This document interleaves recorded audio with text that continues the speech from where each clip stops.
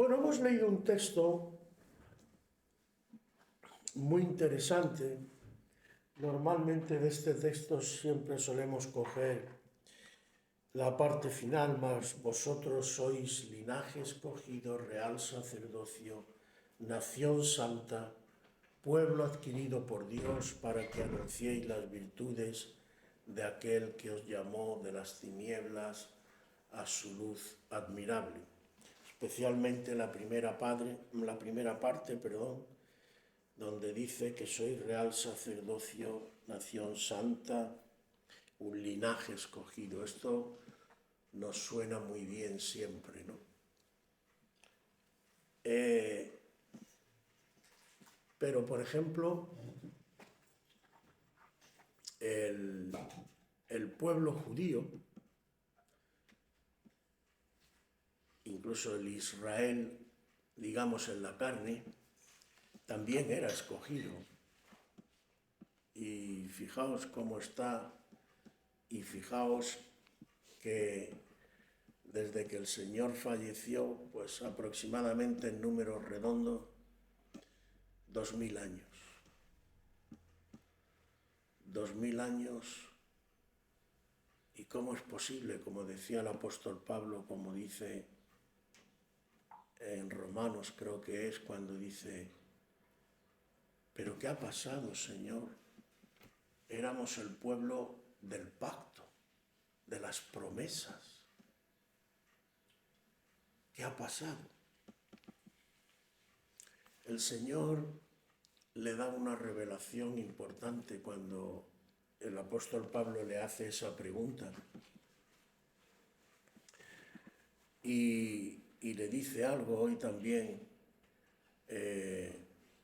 se escuchan muchas cosas, pero hermano, tenemos que ir a la palabra y, como dice el mismo Señor, escudriñar la palabra.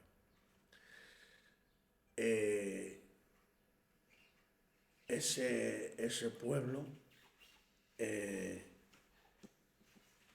que sí era el del pacto y el heredero de las promesas. Pero claro, el apóstol Pablo pensaba que ese Israel era el Israel carnal, el Israel que desciende según la carne de Abraham. Y el Señor le tiene que hacer ver: no, Pablo, ¿qué le dije yo a Abraham? En Isaac te será llamada descendencia. ¿Y cómo fue el mismo nacimiento de Isaac? ¿Fue según la carne? ¿Os acordáis de cómo nace Abraham? Isaac. De un hombre ya de 100 años, de una mujer de 90, que no tenía ni la regla. A veces preguntamos: ¿por qué Dios esperó tanto para darle ese hijo a Abraham? A Isaac. A Isaac. No, sí, pero para darle ese hijo a Abraham. Vale. A Abraham. ¿Por qué esperó? Sería quizás para que Abraham no tuviera duda de que era el poder de Dios y no el poder humano el que hacía aquello. Entonces, bueno, eso es un tema que no quiero entrar hoy en él, pero lo que el Señor le muestra al apóstol no es el verdadero Israel, el Israel carnal, como no es la verdadera circuncisión la que se hace en la carne. El Señor le dice varias veces a través de los profetas al pueblo de Israel: circuncida tu corazón. Porque la circuncisión solamente es una señal, es un signo. Lo mismo que para nosotros el bautismo, pero en sí no es nada. Si tú no crees, te puedes bautizar o circuncidar 28.000 veces. pero sin fe, sin genuina fe. Todo esto, ¿por qué lo digo, hermanos? Porque yo creo que la palabra de Dios es bastante clara en muchas cosas, pero a nosotros nos gusta, como diríamos en español, que todos nos entendemos, sacar las cosas de quicio y darle la vuelta a muchas cosas. Y lo que decía antes, esto de vosotros sois linaje, real sacerdocio, suena tan bien, ¿no? Y nos halaga los oídos. Pero esto que viene, normalmente tú te sientas allí en tu sofá y te viene todo, tú no tienes que participar de nada, el Señor ya te ha escogido, eres el más guapo de la película y no tienes... O para que esto se realice, tiene que pasar algo.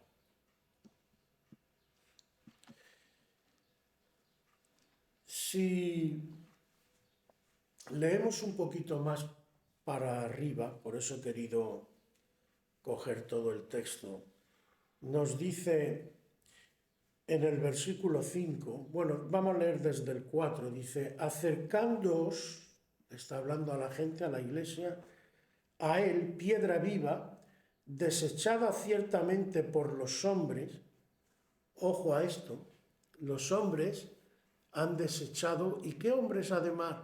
¿A quién se está refiriendo? Sobre todo, ¿quién eran los que primeramente tenían que haber recibido esta piedra que fue desechada para construir? Israel, el pueblo de Israel, como dice el Evangelio de Juan. A lo suyo vino, pero los suyos no le recibieron, lo rechazaron, desecharon. No queremos que éste edifique. Pero eso no impide que él sea la verdadera piedra angular. Dice, mas para Dios es escogida y preciosa. Y ahí te das cuenta cómo puede ser el pueblo del pacto de las promesas, pero tú puedes ir por un lado y Dios puede ir por otro. Por eso es importante tener en cuenta todo esto.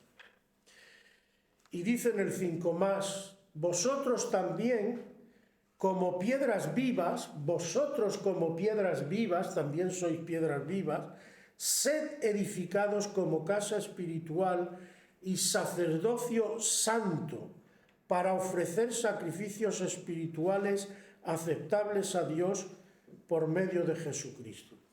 Es decir, si vosotros de verdad creéis, a través de Jesucristo tenéis que coger la vía de Dios. Y si Él es la piedra angular, tenéis que contar con esa piedra para el resto de la edificación, que era lo que se solía hacer, por eso se llama piedra angular en aquella época. En las canteras, según los planos que ellos habían hecho, iban cortando las piedras, pero había una que por eso se llamaba la angular, porque era la que la colocaban en un sitio y era la que marcaba cómo se iba a hacer la construcción. Aleluya. Es decir, tenía los parámetros, las dimensiones, que si no ponías la piedra correcta y usabas otra, ¿qué iba a pasar? Que luego te ibas a llevar sorpresas. Y posiblemente a lo mejor la construcción, al no seguir las líneas de la piedra angular, lo mismo tenías hasta que deshacerla toda y volver a empezar. ¿Vale? Pero todo esto nos habla de qué? Nos habla de construir, de edificar.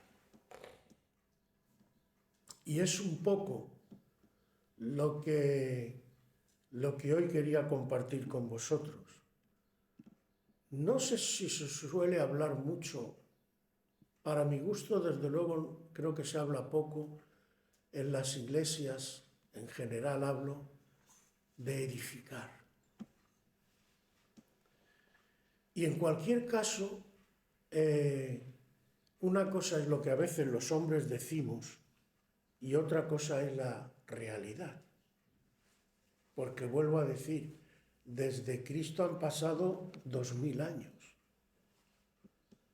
¿Cómo está la Iglesia? Esto está dicho no solo a una, está dicho a las iglesias en general.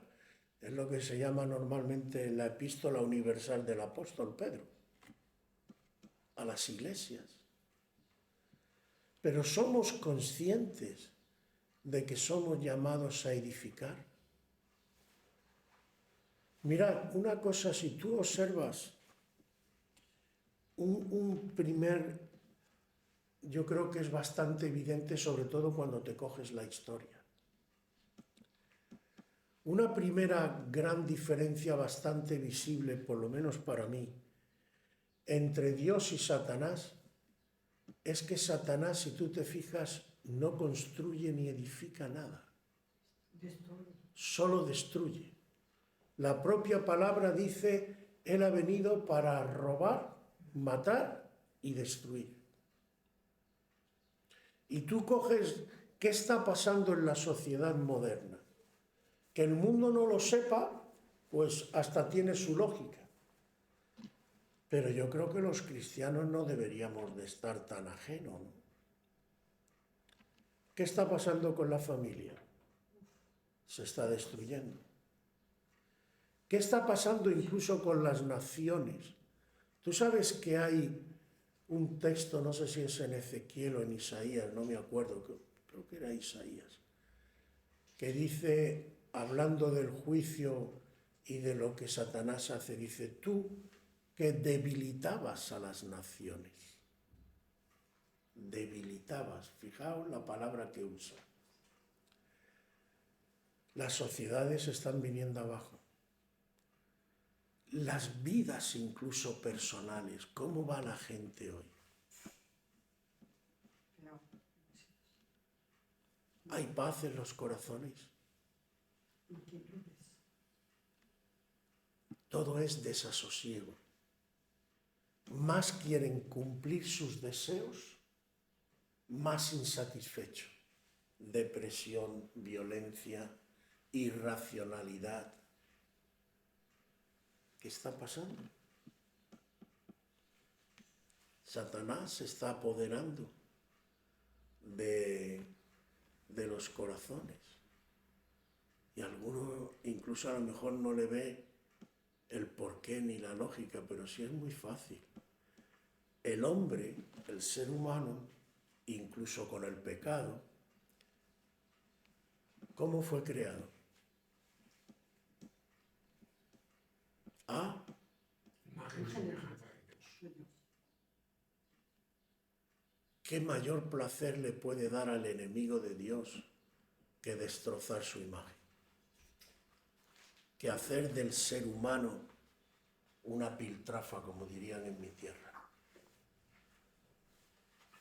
Y como no sabe construir, solo destruir, porque lo que últimamente vengo observando es que lo que él ha descubierto, supongo, en sus contrataciones, como dice Ezequiel, es que él puede rivalizar con Dios, porque él podía decir, bueno, yo rivalizo con Dios haciendo otra cosa que sea mejor que la que Dios hace.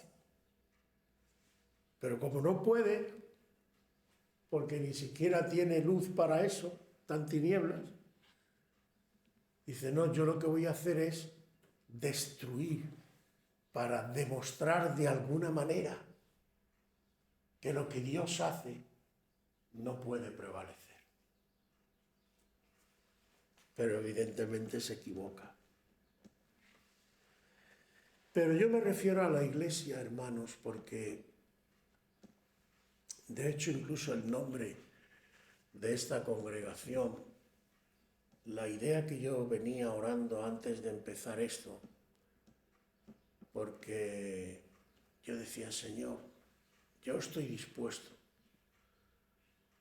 La verdad, si os soy sincero, no me hacía nada de gracia ser pastor, pero el Señor me fue, como digo yo, pegando pataditas en el culete y venga. Pero me acuerdo que en mis primeras oraciones yo decía, Señor, digo, pero si realmente me metes en esto, que sea de verdad para tu gloria, que no sea obra humana, que realmente seas tú, porque hacer algo para vanagloria mía no va a servir para nada, me voy a desgastar además, y a fin de cuentas, ¿para qué?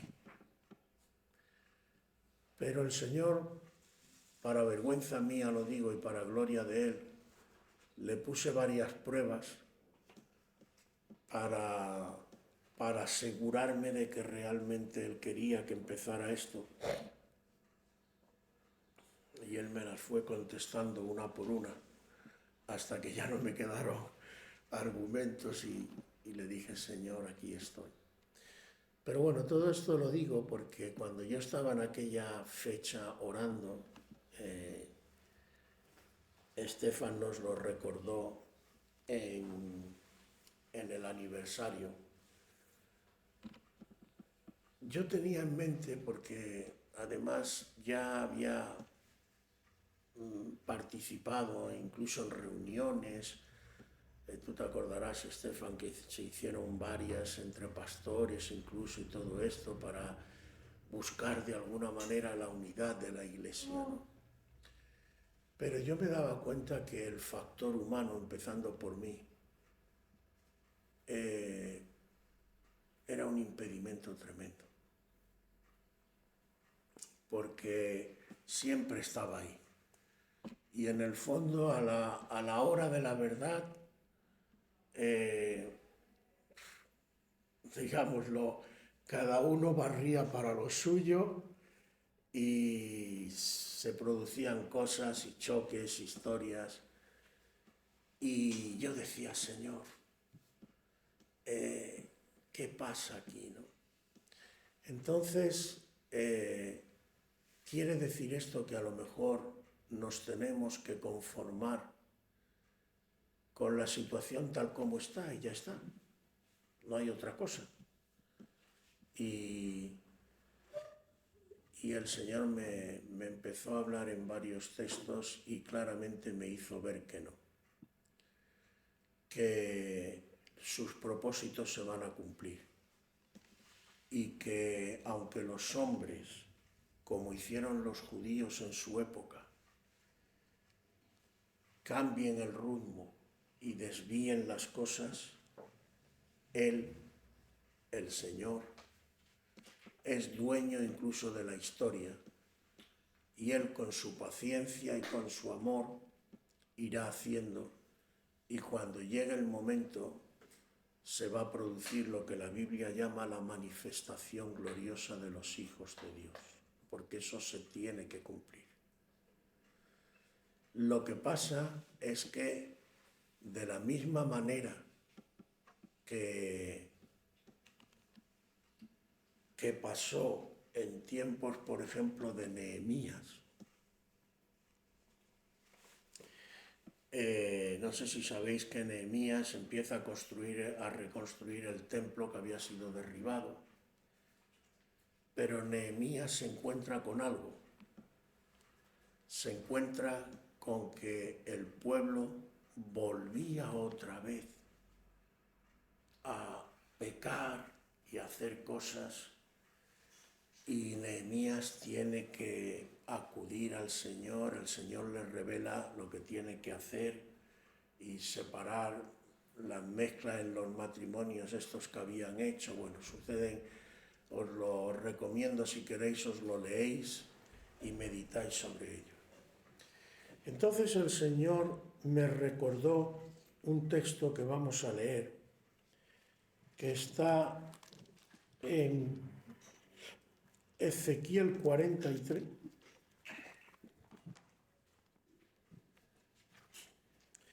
Ezequiel 43, versículo 10 y 11. Si alguno lo tenéis, ¿lo lees? Tú, hijo de hombre, muestra a la casa de Israel esta casa, y avergüéncense de sus pecados, y midan el diseño de ella. Y si se avergonzaren de todo lo que han hecho, hazles entender el diseño de la casa, su disposición, sus salidas y sus entradas, y todas sus formas, y todas sus descripciones, y todas sus configuraciones, y todas sus leyes. Y descríbelo delante de sus ojos, para que guarden toda su forma y todas sus reglas, y las pongan por obra. Muy bien. Es un texto muy interesante. Está si os cogéis todo el pasaje entero, por ejemplo, en el versículo 1, habla, y lo titula así en el título que le ponen arriba, aunque el título no viene en la escritura original, pero es para que se entienda de qué va el párrafo. Dice: la gloria del Señor llena el templo. Lo cual da a entender algo significativo. El templo puede estar hecho, completado, pero la gloria no está todavía ahí. Cuando esté completado, la gloria vendrá, porque la gloria es Dios mismo. Aleluya. Pero bueno, esto es al margen. La idea, todo este párrafo anterior y posterior, habla Ezequiel, que por cierto está en el cautiverio, habla de un templo que todavía no ha sido construido. Y habla de un templo que algunos interpretan que es un templo espiritual, otros interpretan que va a ser el templo que se construya próximamente en Israel. Yo no voy a entrar ahí, porque ya me conocéis además, y yo creo que cuando el Señor tenga que dar revelación, dará una revelación clara y dirá lo que tenga que decir al respecto y mostrará, como dice Isaías, a la ley y al testimonio. Dios dará testimonio de lo que tenga que ser. Pero hay textos que, como este, que no necesita saber si este templo ni siquiera va a ser físico o espiritual para que resulte interesante y esclarecedor. Porque fijaos que el Señor les está diciendo: dile a esta casa, la casa de Israel, que se avergüencen de sus pecados. Y fijaos que utiliza la palabra avergonzar. También me llamó la atención. ¿Por qué me llamó la atención la palabra avergonzar? Porque avergonzar significa no simplemente decir: oye, he cometido errores, me he equivocado, he hecho cosas que no tenía que hacer. No. Avergonzar significa lo que ha dicho Farida: sentirte tan mal, tan avergonzado, que dos cosas. Primero, si puedes, intentarás repararlo. Y si no puedes, le dirás al Señor: heme aquí.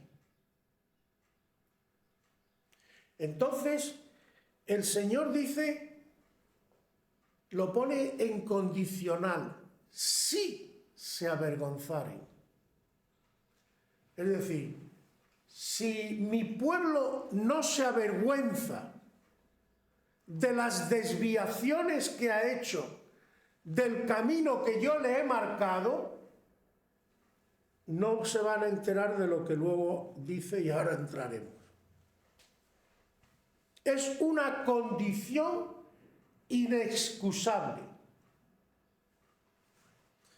¿Por qué? Seguimos leyendo. Y si se avergonzaren de todo lo que han hecho, hazles entender el diseño de la casa. Aquí hay dos cosas. No todo el mundo puede entender, parece ser, el diseño, perdón, el dinero. de la casa, Qué banquero que estoy últimamente yo. El diseño de la casa. de la casa. No todos lo pueden entender, parece ser. ¿Por qué? Porque lo primero para entender es que te avergüences. Eso es lo que te pone en condiciones de poder entender. Si no, no vas a entender. Y sigue diciendo, si de verdad se avergüenzan, a los que se avergüenzan, empiezas a hacerle entender, le explicas. Fíjate lo que dice. Su disposición, su salida, sus entradas, todas sus formas y todas sus descripciones y todas sus configuraciones y todas sus leyes, y descríbelo delante de sus ojos. Muéstrales. ¿Para qué? Para que guarden toda su forma y todas sus reglas y las pongan por obra.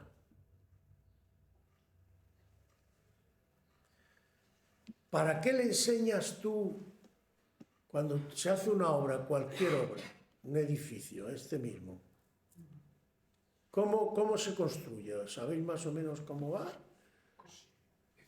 Se hacen unos planos, ¿no? Planos. Inventos.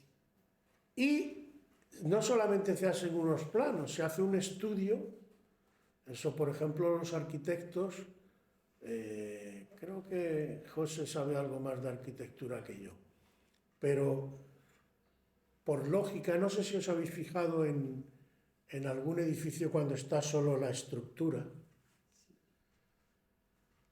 os fijaréis que los pilares de abajo normalmente son más gordos y conforme se va subiendo se van achicando. Es lógico porque la base tiene que aguantar más que los de arriba y también conviene descargar lo más posible a los de arriba para quitarle peso a los de abajo. Pero aparte de eso, tienen que ver, se hace un estudio de qué materiales se va a usar, en qué sitio, de qué forma, para que todo el conjunto forme un conjunto resistente y armónico. Y tienes que estudiar bastantes cosas, porque hay materiales que soportan más que otros, hay materiales que son más elásticos que otros son más... Entonces, tienes que hacer todo un estudio. Y solo los que saben interpretar eso, los que entienden, pueden realizar la construcción. Esto espiritualmente, ¿a dónde nos lleva? A que nosotros estamos construyendo algo, o mejor dicho, vamos a hablar con más propiedad. ¿Cristo está construyendo algo? Claro. ¿Qué? Pues ¿Qué? nosotros mismos también. La iglesia. ¿No dice el Señor, sobre esta piedra yo edificaré mi iglesia? Yo. Pero la iglesia significa todos los que estamos Todos aquí. nosotros, exactamente. Pero tú sabías que el cuerpo, igual que este cuerpo, que por eso el Señor hace las comparaciones que hace, en el que hemos leído en Pedro, dice que somos edificio espiritual. Somos como un edificio. Está comparando para que nos hagamos una idea. Y en otro sitio dice que somos como un cuerpo. ¿Tú has visto alguna vez un reportaje de cómo se forma un niño en el vientre de la madre? Es algo maravilloso. Es un milagro. Un milagro y una maravilla. De una semilla. ¿Cómo? Bueno, yo que he trabajado con máquinas, ¿Tú sabes que eso lleva un orden? Muchísimo. Primero se forma una cosa, después otra, hasta que no hay una serie de cosas formadas, no se escucha el corazón. ¿Vale? En los famosos genitales, hasta que pasa un tiempo no se sabe si es una chica o un chico. Los dos tienen lo mismo. Entonces, hay un orden de construcción. Dios es un Dios de orden. Y Dios edifica, pero ¿quiénes son los que a sus órdenes van edificando? Jesucristo. ¿Qué? Jesucristo. No, pero a las órdenes de Jesucristo, ¿quiénes edifican? Los obreros. Sí. Nosotros somos obreros de Cristo. Exacto. Su pueblo. Porque los obreros, además, ¿de dónde salen si no es de su pueblo? Y peor albañil puede ser cualquiera. O sea que todos podemos hacer algo, aunque solo sea arrimar piedras. Todo cristiano puede, como mínimo, orar y evangelizar dando testimonio. Al menos eso lo podemos hacer. Y si vas creciendo y desarrollándote, puedes hacer más. Ahora, ¿qué ocurre? ¿Sabemos cómo tenemos que hacer las cosas para que el edificio se desarrolle? Vamos a ir al Evangelio. Vamos a ir a Mateo, capítulo 7 al final.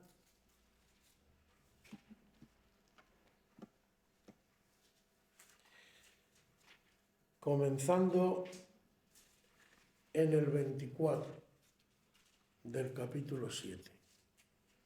¿Quién me lo lee? A ver.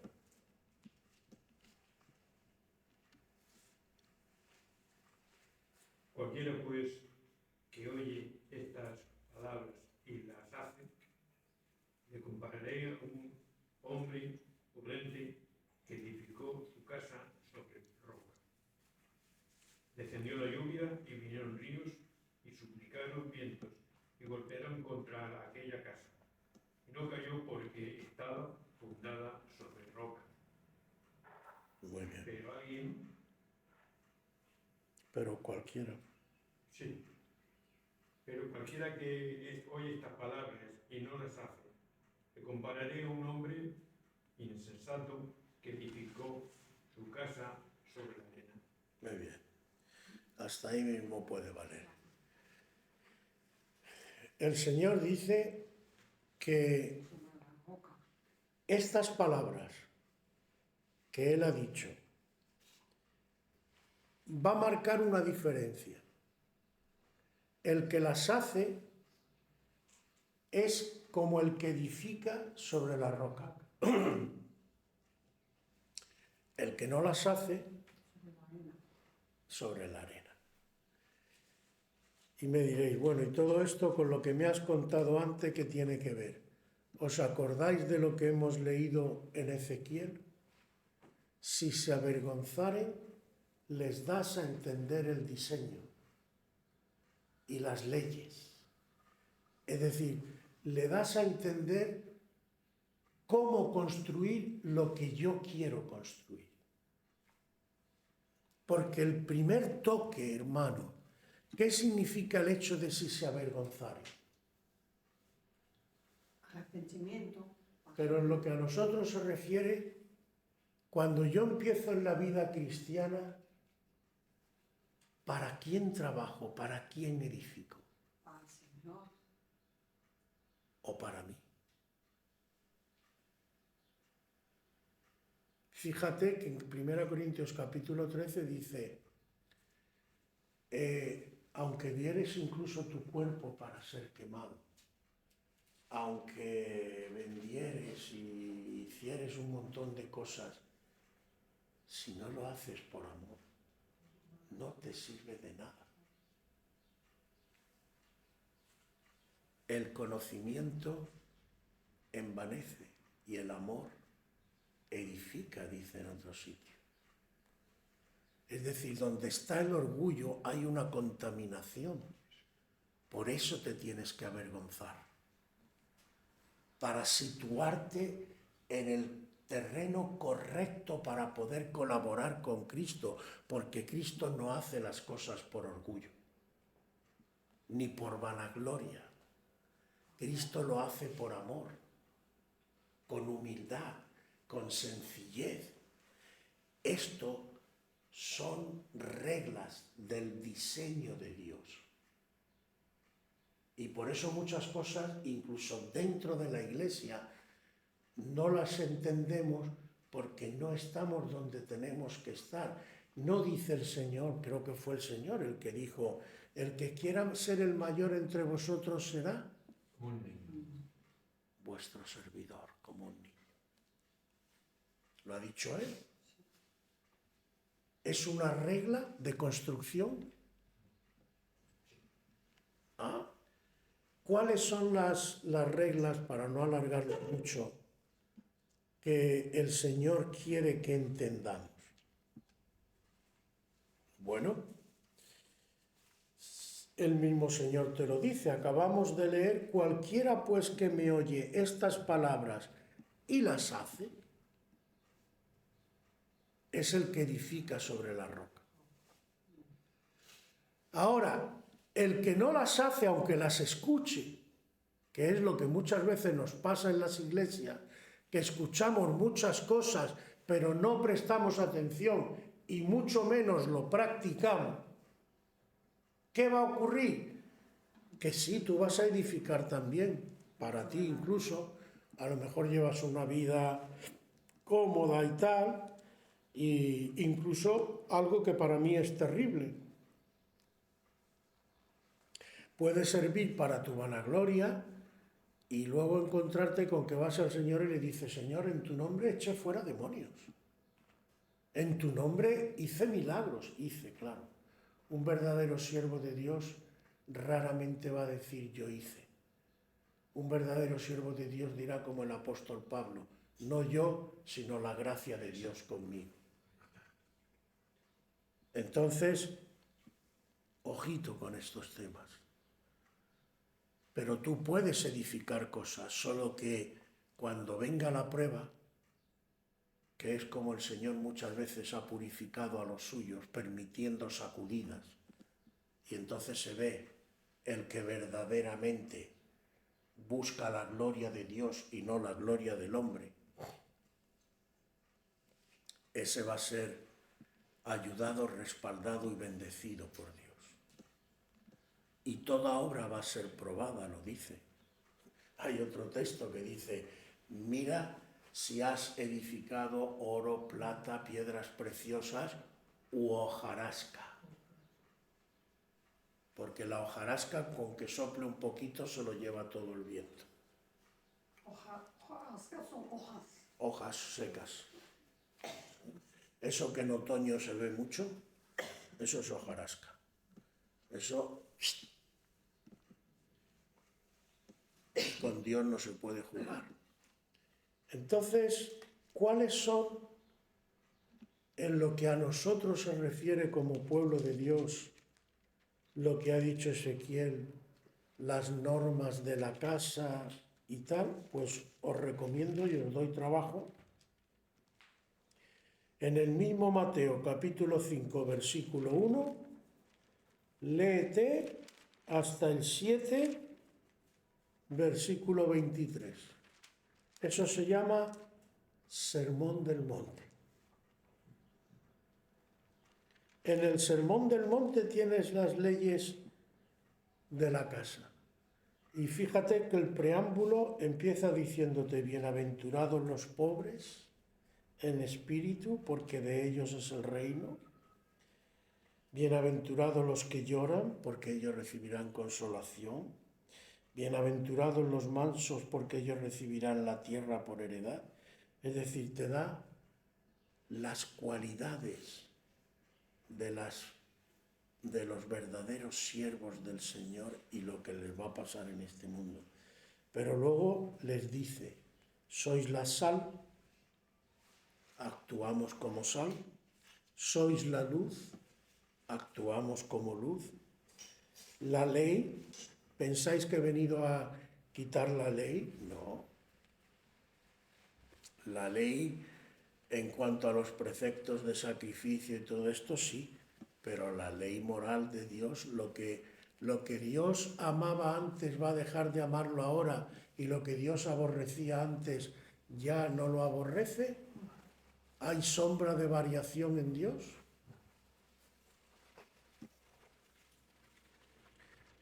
Jesús y la ira, ¿qué tenemos que hacer con la ira?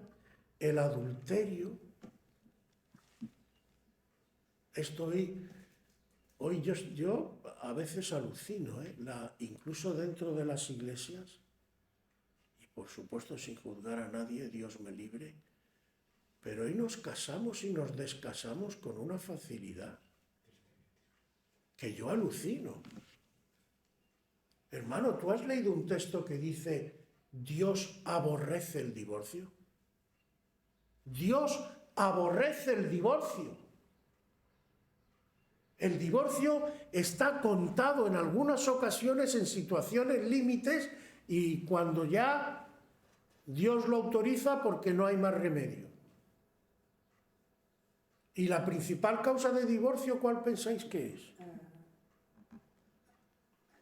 El pecado. Bueno, es como toda mujer. Pero te lo dice el Señor. Moisés os dio carta de divorcio por la dureza de tu corazón, porque en lugar de corazón tienes un peñasco, la soberbia, el orgullo humano. Esa es la principal causa. Si tú amas de verdad a tu mujer y tú amas de verdad a tu marido y tú amas a Dios y confía en Él, la palabra divorcio no tiene por qué tener lugar. Tiene lugar, pues eso, cuando hay adulterio, cuando hay otras cosas. Jesús y el divorcio, Jesús y los juramentos. Yo te juro que por no sé qué. Y el Señor dice, ya puedes jurar 20 veces. No tienes que jurar tanto. Que tu sí sea sí y que tu no sea no. El amor a los enemigos. Dejarte llevar por la ira y coger a los enemigos y retorcerle el pescuezo y no sé cuánto más. Pues mira, no. No es así como yo quiero que te comportes. Así no vas a edificar lo que yo quiero que edifiques. Ora por tu enemigo. No significa que estés de acuerdo con él. Y trátale de una manera diferente. ¿Para qué? Para que él vea que hay otra forma de hacer las cosas. Jesús y las limosnas, igual. No me hagas el paripé. Mira, cuando des limosna ni que la gente se entere. Si de verdad quiere dar limosna. Jesús y la oración. No vayas presumiendo en la iglesia delante de todos, Señor. No. En intimidad. Ora de verdad, busca a tu Padre en lo secreto. Que tu Padre en lo secreto te ve. Jesús y el ayuno, igual. Haceos tesoros en el cielo. ¿Dónde tiene puestas las miras? ¿En lo material? Llénate del cielo. Busca al Señor cada día. Deja que el Espíritu Santo trabaje en ti y te vaya revelando cada día la gloria de Dios. La lámpara del cuerpo. ¿A dónde se dirige esto? ¿Qué percibes por aquí? ¿Cosas buenas o cosas malas? Llénate de cosas buenas. Las riquezas, ay, el mal de este mundo, el Dios de este mundo, el mamón. Material. Pero fijaos si es clara la palabra. Ninguno puede servir a dos señores, porque o aborrecerá al uno y amará al otro, o estimará al uno y menospreciará al otro. No podéis servir a Dios y a las riquezas. Decide, escoge. Si tu confianza está en las riquezas, que no quiere decir que Dios no te pueda enriquecer. Abraham fue rico. Pero si tu confianza descansa en las riquezas, estás perdido. El afán y la ansiedad, ¿qué va a ser, qué no va a ser? Ay, yo tengo que ver por qué esto, que lo otro, a ver cómo soluciono mi... Descansa del Señor. Él sabe de qué cosas tienes necesidad antes de que tu boca se abra.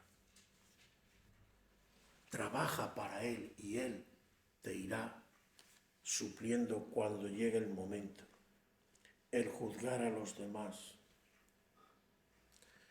La oración y la regla de oro, la puerta estrecha. Ay, la puerta estrecha. Todos queremos la puerta ancha. Y nos quejamos un montón. Por sus frutos los conoceréis.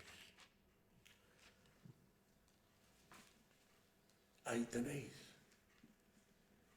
Podéis ir por vuestra cuenta meditando en cada una de las cosas. ¿Y qué implicaría cada una de esas cosas del Sermón del Monte aplicadas a tu vida? Y aplicadas sobre todo en este caso a tu trato con los demás. Porque Dios usará todo eso. Y tú vas a notar que cosas van a ir cambiando. Queremos la unidad de la Iglesia. En resumidas cuentas, con todo lo que he dicho, solo hay un camino. Avergonzarnos y volvernos a Cristo. Y todo lo que no pase por ahí, me temo que no va a prosperar. Y solo termino con una cosa para que lo meditéis, pero seriamente, para que os metáis, incluso escudriñéis los textos. En la estatua que vio Daniel, cuando la estatua de la cabeza que era de oro, el pecho que era de bronce, creo que era, los pies eran de hierro y de barro. Y el mismo Dios le interpreta a Daniel lo que significaba ese barro y ese hierro. Y les dice que igual que el barro y el hierro, aunque los pongas juntos, no se juntan, no hacen unidad. Son como el agua y el aceite, que si alguna vez lo habéis probado veréis que no se pueden mezclar. Les dice que en esos tiempos, en los tiempos finales, va a haber hierro con barro, es decir, va a haber un reino que va a estar aparentemente unido, pero que en realidad es una falsa unidad porque dice que están hechos por medio de alianzas humanas. Lo cual claramente descarta que la unidad de la Iglesia, y a veces no nos damos cuenta, pero nosotros mismos damos testimonio contra nosotros mismos en la Iglesia. La unidad de la Iglesia no puede ser ni va a ser una obra humana. Es una obra del Espíritu Santo. Y el Espíritu Santo va a usar a aquellos que le digan al Señor, heme aquí, cuenta conmigo. Aleluya.